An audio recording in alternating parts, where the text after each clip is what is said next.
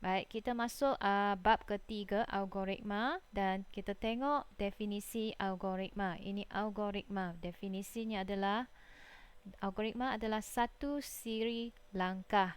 Satu siri langkah atau tindakan yang perlu dilaksanakan oleh komputer untuk memperoleh output yang diingini. Contoh, saya tunjuk contoh. Ini adalah algoritma meminjam buku dari perpustakaan. Awak ingin meminjam sebuah buku dari perpustakaan.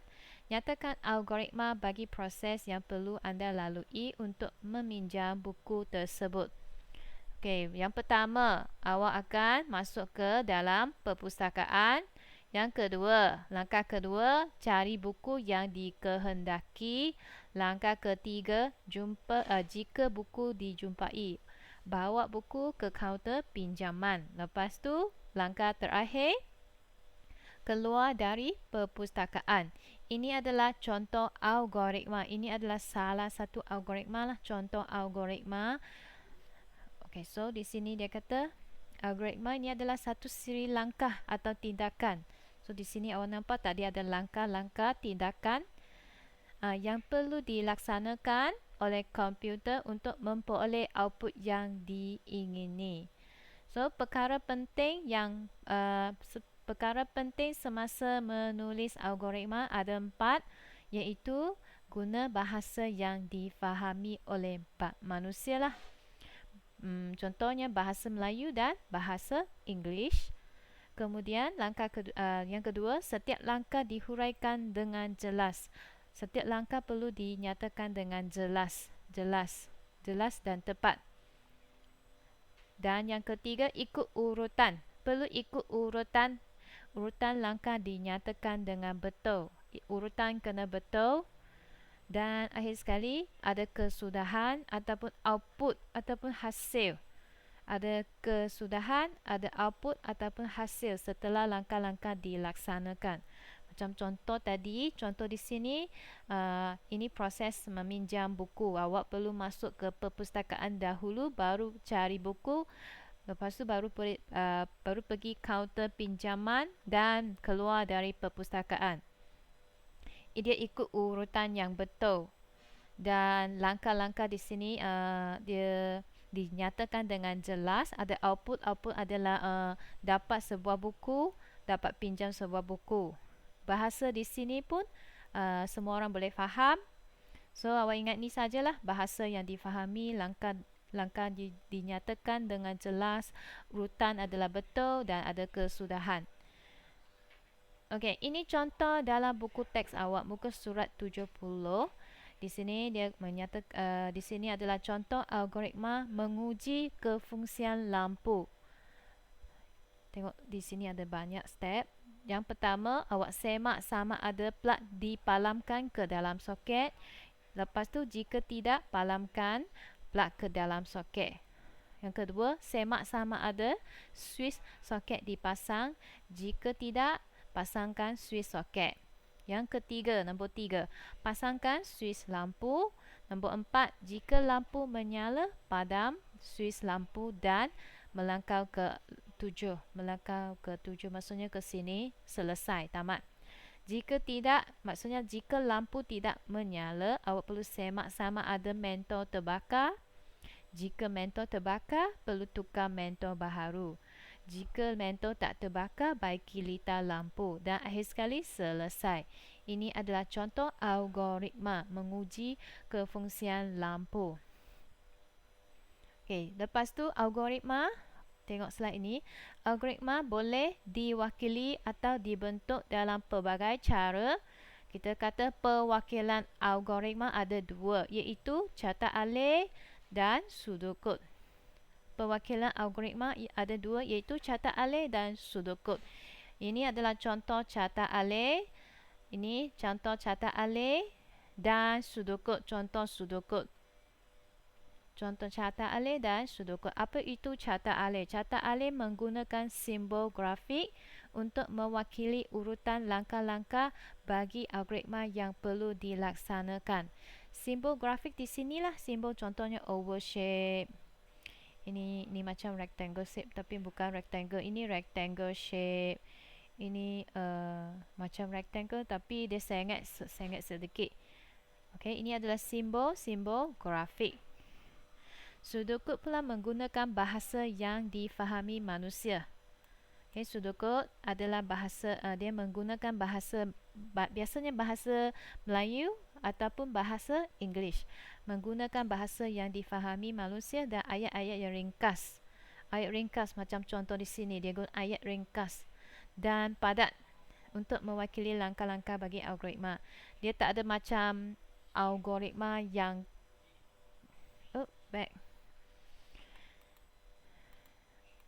okay. Dia tak ada macam algoritma yang awak nampak di sini. Algoritma ini panjang. Apabila awak nak wakilkan algoritma dalam bentuk sudokod, ini awak gunalah ayat pendek-pendek, ayat yang mudah difahami. Tak perlu tulis ayat panjang di sini. Untuk algoritma awak tulis ayat panjang, tapi untuk sudokod kita tak guna ayat yang panjang. Kita guna ayat yang ringkas, yang singkat, yang pendek. Yang ni catat alih pun sama. Kita tak letak ayat yang panjang dalam simbol grafik. Guna satu perkataan, dua perkataan, tiga perkataan sahaja. Contoh ini, mula satu perkataan sahaja dalam simbol grafik. Lepas tu input A. A di sini boleh nombor. Awak masukkan nombor. Okay, input A. Ataupun contoh perkataan, input A maksudnya awak masukkan nama, umur. Input B di sini, ini contoh catat alih untuk mencari jumlah A dan B. Okay, next. Ini adalah contoh catat alih bagi menguji kefungsian lampu dan juga contoh sudokod bagi menguji kefungsian lampu. Tadi, tengok tadi. Tadi ini dia kata nombor 1, semak sama ada plug dipalam ke dalam soket. Jika tidak, palamkan plug ke dalam soket. Kalau kamu tukar ke sudokod, dia akan jadi macam ni. Nombor 1, mula. Tak payah tulis nombor 1, 2, 3, tak perlu. Dan jangan guna ayat yang panjang lah, guna ayat yang ringkas. Semak plug dipalam ke dalam soket. Lepas tu, jika plug tidak dipalamkan ke dalam soket, palamkan plug ke dalam soket. Lepas tu tamat jika, kemudian awak semak switch soket dipasang. Di sini, semak sama ada nombor 2, semak sama ada switch soket dipasang. Jika tidak, pasangkan switch soket. So di sini, semak switch soket dipasang. Jika switch soket tidak dipasang, pasangkan switch soket. Lepas tu tamat. Kemudian sambung nombor 3, pasang switch lampu. Jika lampu menyala, padam switch lampu dan tamat. Okey, di sini pun ada, dia kata pasang. Okey, awak set jika switch soket bukan sampai mana? Sampai sini. Lampu, switch lampu. Pasang switch lampu. Pasang mana sampai mana? Lupa pula. Okey, so okey, contoh di sini. Sini pasang switch lampu. Jika lampu menyala, padam switch lampu. Melangkau ke tamat. Terus pergi tamat. Tamat di bawah sini. Kalau kalau ini, jika tidak menyala, jika lampu tak menyala, awak perlu semak sama ada mentol terbakar. Jika mentol tidak terbakar, awak kena tukar mentol. Jika tidak, baiki litar lampu dan tamat. So ini adalah contoh sudokod dan awak perlu tukar sudokod ke catat alih. Contoh alih di sini. Mula guna apa? Guna grafik guna macam ni. Mula, lepas tu lukis apa? Lukis segi 4 tepat. Tulis semak plug dipalam ke dalam soket. Okey, kalau diamond shape ini, awak akan nampak diamond shape. Ini diamond shape untuk syarat. Syarat ni ada 2 cabang Ya, tidak. Biasanya ya, tidak. Ya, tidak.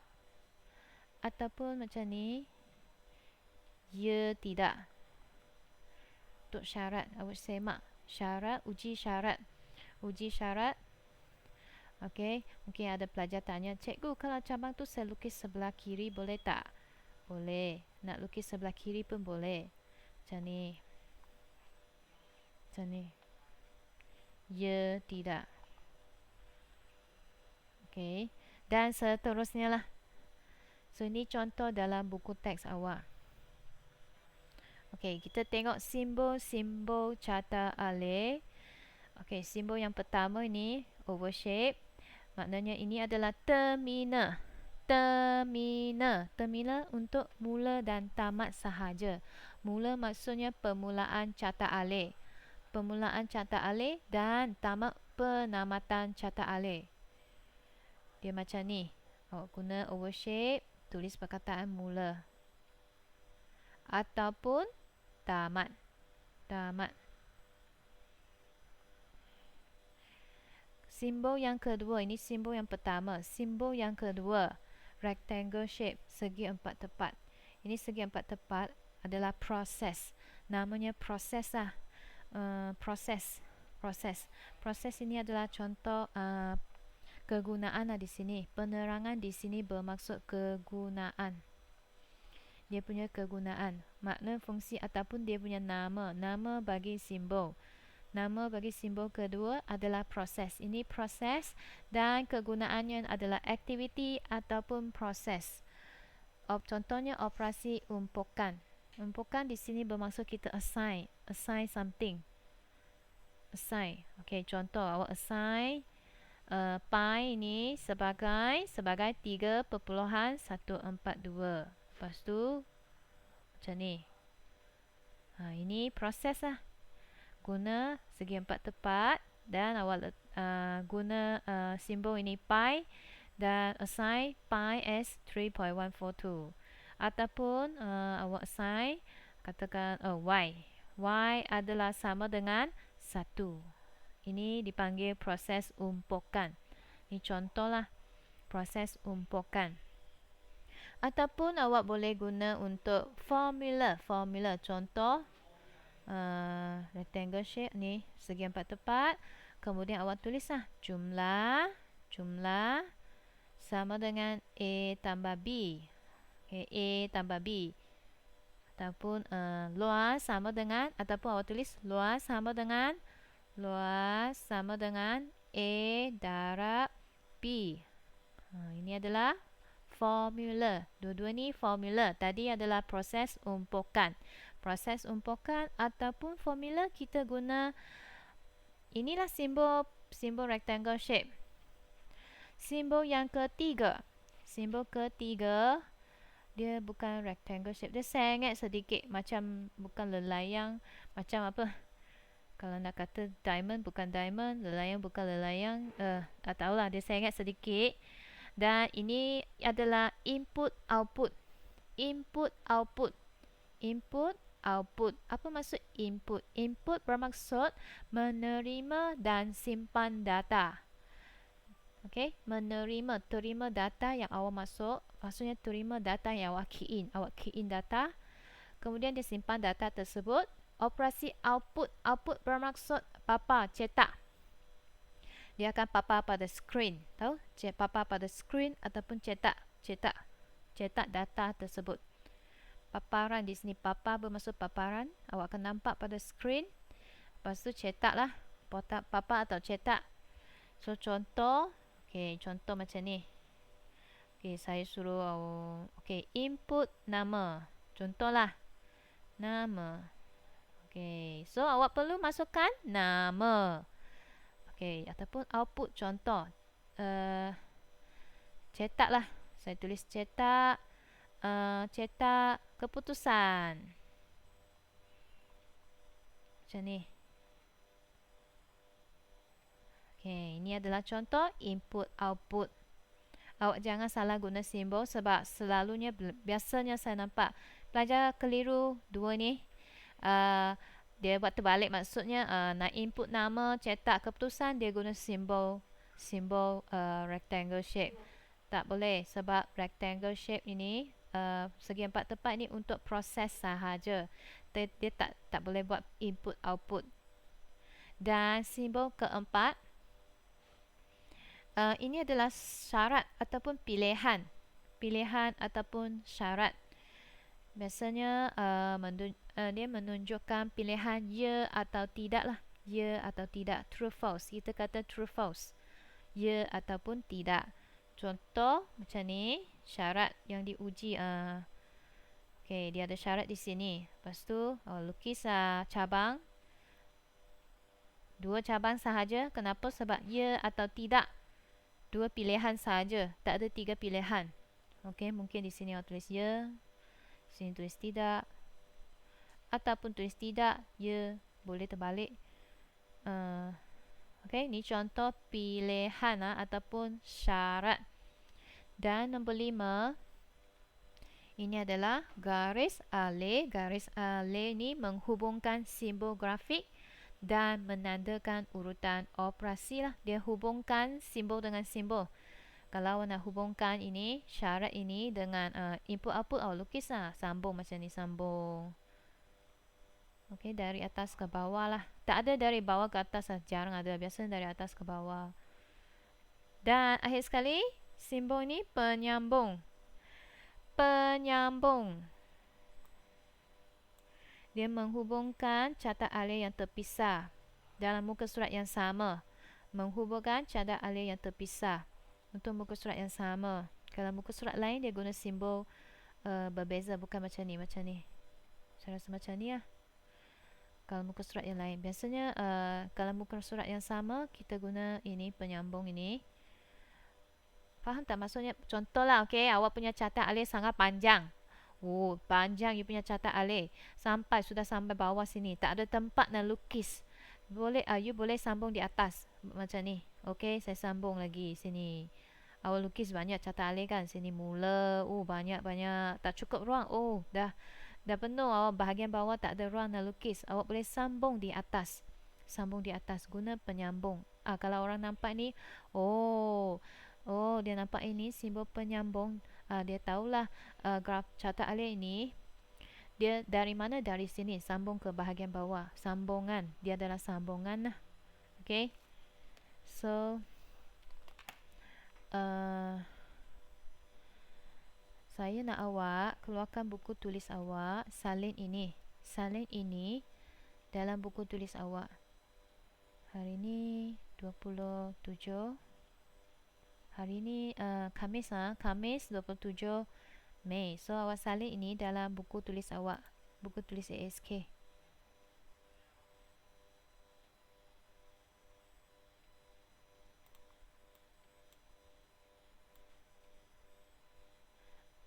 Cikgu bagi masa 3 minit. Awak tolong salin sekarang.